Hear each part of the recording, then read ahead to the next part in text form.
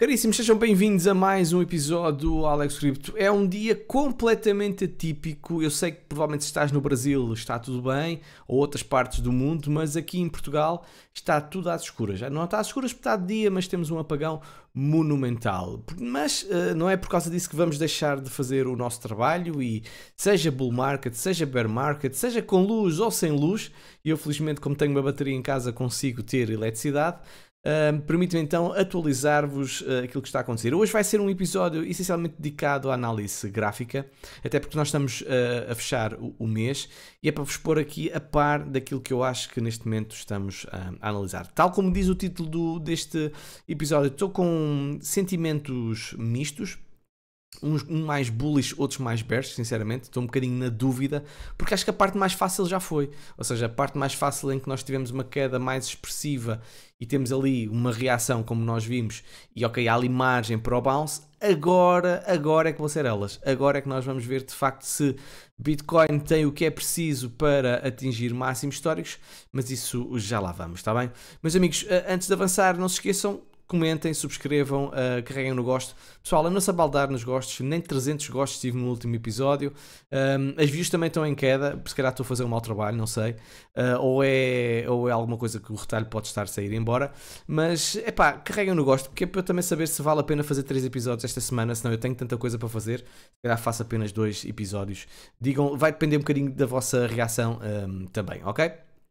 Pronto, só queria deixar isto, são 2 e tal da tarde, não, são 3 e 45 da tarde, e agora já são tantas notícias, agora pelos vistos foi São Pedro que foi culpado por este apagão. Não sei, quando fores ver estas notícias, se calhar já sabemos o que é que aconteceu, mas não deixa de ser curioso que isto, apesar de não ter piada nenhuma, atenção, não tem mesmo piada nenhuma, que são situações complicadas, a notícia não deixa de ser efetivamente curiosa. E só mesmo a título de curiosidade, porque eu acho que isto é notícia de última hora, reparem bem a produção elétrica que estava em Portugal e depois o dump que houve, isto parecia manta, parecia uma shitcoin qualquer, a quantidade de luz que foi desligada, a produção que terminou, e o crash foi monumental. Agora já estamos a ter uma subida e segundo aquilo que eu vi, acho que muita desta subida também está relacionada com a energia que foi adquirida no estrangeiro. Bem, mas vamos avançar com criptomoedas, que é para isso que vocês estão aqui e não para falar sobre eletricidade.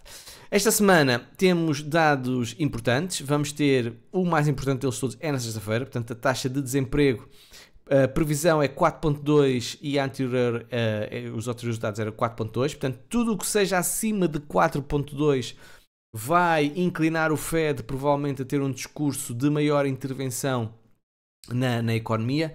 Tudo o que seja 4.2 ou abaixo de 4.2, eu acho que vai ditar que o Fed provavelmente vai dizer a mesma coisa. Não, as coisas estão controladas, não há problema, não há grande necessidade de baixar as taxas de juros, e Donald Trump vai obviamente estressar ainda mais e mandar aqueles posts muito chateado com Jerome Powell. Portanto, vamos também ter os dados do PCE, do Produto Interno Bruto, também são interessantes, sempre importantes, e também temos o JOLTS, que também são relevantes. Mas pronto, isto vamos falar ao longo da semana. Quero começar por falar sobre o SP500, porque há sempre uma relação muito forte entre o mercado das criptomoedas e o mercado tradicional, apesar de ultimamente nem tivemos tanto essa correlação, mas historicamente tem sido assim.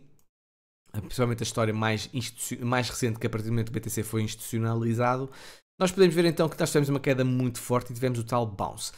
Nós fizemos um baixo mais alto, que é sempre interessante, e um potencial de estrutura de inversão, mas tal como vocês estão a ver aqui agora, fizemos o breakout diagonal, mas já estamos perante a resistência das moving averages que vocês podem ver aqui, e também toda esta estrutura que foi a bear flag antes desta queda mais expressiva. Portanto, agora é que vamos ver se o SP500 tem o que é preciso para ultrapassar esta zona e fazer aqui um bullish retest, ok? Bullish support. Caso comecemos a inverter nesta zona aqui, isto vai significar que é apenas e só um fake out, e cuidado com fake outs. Fake outs normalmente significa aceleração de queda. E muitos analistas, que eu até respeito bastante, estão a falar neste cenário de fazermos um novo baixo mais baixo no SP500. E isto é por causa que eu tenho os meus mixed feelings. Isto é o bear em mim a surgir porque vejo que o SP500 está numa zona crítica e uma zona de possível bearish retest, ou seja, de possível continuação de queda, mas vamos, de facto, não há muito que fazer, não podemos adivinhar o futuro e vamos ter a esperança que de facto não aconteça, para quem efetivamente já está exposto ao mercado. Portanto, muita atenção ao que vai acontecer ao SP500, ficaria muito surpreendido de ver BTC a lateralizar ou a subir com um novo mínimo do SP500 em 2025. Outro aspecto também importante é o dólar. O dólar, neste caso, até pode fazer o contrário, até pode ajudar a BTC, porque apesar de, até parece que estamos a fazer aqui uma bull flag, aqui no curto prazo, certo? Mas isto é mesmo curto prazo, vamos olhar aqui, por exemplo, aqui para as 4 horas, portanto tivemos o bounce e agora temos este período aqui de lateralização, e efetivamente parece-me que é uma bull flag. Na diária também temos 3 ou 4 velas também possível bull flag. Agora, numa perspectiva de semanal, nós podemos ver que estamos perante... onde é que tu estás? Estás aqui. Estamos perante uma possível bear flag numa perspectiva semanal, ok? E se nós tivermos este movimento de queda, até porque nós estamos a ser rejeitados numa zona muito importante no dólar, isto efetivamente vai ajudar os ativos que estão expostos ao dólar, neste caso, Bitcoin deve ter um bom desempenho. Relativamente a BTC, dizer que nós tínhamos fechado o fim de semana com um gap, na zona aqui dos 96.200, andámos sempre ali por volta dos 94.000, mas hoje o dia BTC acordou cheia de força, devia estar ligado à corrente, ao contrário aqui de Portugal, e já fechou este gap que aqui está. Agora, temos outro gap, que é a zona aqui dos 91.600, que ainda não foi fechada, e este gap poderá vir a ser fechado mais cedo ou mais tarde, tendo em conta até a proximidade que aqui está. Agora, relativamente ao preço de Bitcoin num curto prazo, nós tivemos uma subida expressiva e não tivemos uma queda, ou seja, evidentemente que isto é fim de semana e o fim de semana deve ser sempre um bocadinho ignorado, mas por norma, quando nós temos um movimento de esgotamento, digamos assim, em que as bull flags não se vão formar, normalmente vemos um cenário assim, certo? Okay? Não é uma lateralização, mas uma queda superior a um ângulo de 45 graus. E isto não aconteceu. Nós podemos ver que no último movimento tivemos exatamente esse movimento aqui de lateralização e depois então a bull flag. Portanto, BTC pode estar neste momento a formar uma bull flag ainda numa fase inicial. Não posso dizer que sim, que já para mim é uma bull flag claríssima, não, mais 2, 3, 4 dias e vou dizer que sim, que estamos claramente numa estrutura de bull flag. E vocês já sabem, pelo menos se não sabem deviam saber, quando temos o poste a vir de baixo para cima com lateralização, a probabilidade e não a certeza é que o ativo irá subir, ok? Isto a nível das probabilidades. Outro aspecto que eu quero chamar a atenção é que nós de facto podemos, se fizermos uma bull flag, podemos subir mais um pouco, certo? Mas estamos perante resistências importantes. E um aspecto que eu quero chamar aqui a atenção é as moving averages, que reparem como isto aqui ficou vermelho em 2021, em 2023, em 2024, e sempre que nós tivermos numa perspectiva, por exemplo aqui semanal, uma queda e depois caímos abaixo dessas moving averages, nós tivemos um retest sempre nesta zona, ok? E vocês basta verem aqui, em outubro de 2024 viemos de retestar essas moving averages, aqui já nem vou dizer porque nós caímos depois abaixo delas também. Se por exemplo virmos o que aconteceu em outubro de 2023, a mesma situação, tivemos então um bounce acima dessas linhas móveis e depois viemos testar cá novamente mais cá abaixo. E se nós virmos, eu aqui não vou falar porque isto era o fundo, foi uma descida muito pronunciada, foi claramente o bear market, portanto eu para mim isto não vou validar como um possível bounce, mesmo assim também o houve, mas acho que são alturas diferentes e nós não estamos numa zona de fundo de bear market. Mas, por exemplo, um cenário semelhante, por exemplo, foi isto que aconteceu em 2021, quando nós tivemos aquele duplo topo. Reparem, nós caímos abaixo das moving averages, reagimos de forma positiva, mas depois viemos testar novamente essas moving averages e a partir do momento que fizemos suporte nelas, isso validou mais uma tendência de alta. E também podemos ver isso em dezembro de 2019, mas aqui foi o crash de Covid, não posso dizer isso de uma forma tão importante, mas por exemplo aqui em maio, sim, em maio nós tivemos então uma subida e depois viemos aqui testar novamente essas moving averages. Portanto, falta-me isso, na minha opinião. Falta fazermos este bounce, como fizemos, e agora virmos testar esta zona das moving averages, e elas até já podem estar a ver, já podemos ter tido aqui um cross e tudo mais, certo? Outro aspecto que eu também quero chamar a atenção é que tem-se falado muito na Death Cross, mas sinceramente, amigos, cada vez mais ligo menos a isso, ok? Porque se vocês olharem aqui onde estão estas setinhas brancas, e se nós fizermos assim um zoom out, sem falar muito sobre isto, também não é preciso estarmos a abordar muito isto, mas basta vocês olharem para a imagem, vocês podem constatar que não é bear flags, que as cruzes, os cruzamentos da morte, como assim se diz, por vezes dá continuação de queda, por vezes dá bounce, por vezes dá lateralização. Portanto, eu sinceramente já não ligo muito a isto. Eu acho que é apenas e só um lag. Tem um lag tão grande este cruzamento da Moving Average 50 períodos com 200 períodos que sinceramente já não ligo às Bull Flags e com as Golden Cross e as Death Cross. Eu acho que é mais notícia para jornal, certo? Agora, um aspecto que eu estou à espera evidentemente nós estamos perante uma resistência bastante significativa. Reparem aqui ao nível do VPVR, vocês podem ver que a zona dos 95.800 a 96.438 é de facto uma resistência muito importante.